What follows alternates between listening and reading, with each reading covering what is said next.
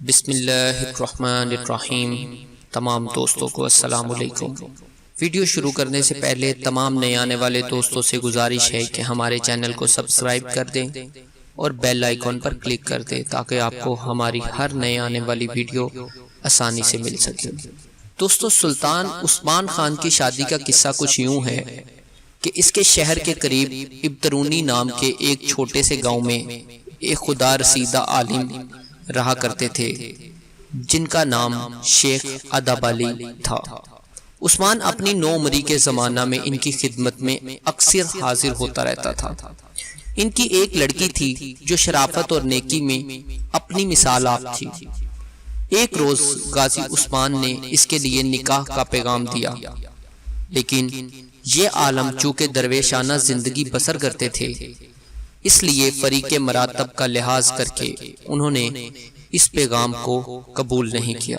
اس درمیان میں چند اور ترک سرداروں نے بھی جو طاقت اور وجاہت میں عثمان سے بڑے ہوئے تھے، ان خاتون سے شادی کی خواہش کی، لیکن ان کے عالم نے ان کو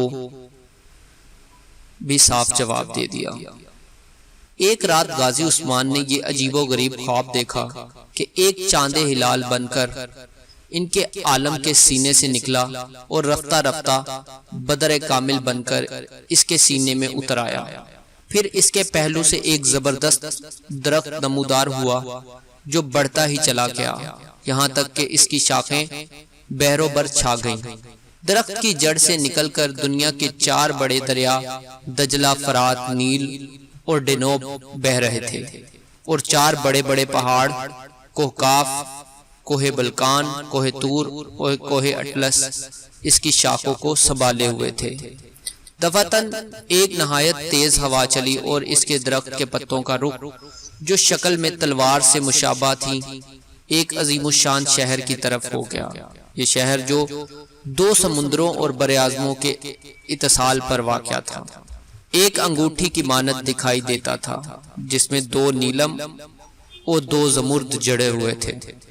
دوستو، سلطان نے اس انگوٹھی کو پہننا ہی تھا کہ اس کی آنکھ کھل گئی۔ بیدار ہونے کے بعد اس نے یہ خواب عالم سے بیان کیا۔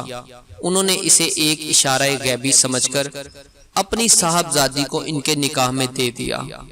اس طرح اس خاندان کی بنیاد پڑی جس کی قائم کردہ سلطنت ایشیا، یورپ اور افریقہ 3 برے اعظموں تک پھیلی ہوئی تھی، اور جس کے شاہ سواروں کی ٹاپوں کی گونج سے یورپ کی راجدھانیاں کانپا کرتی تھیں۔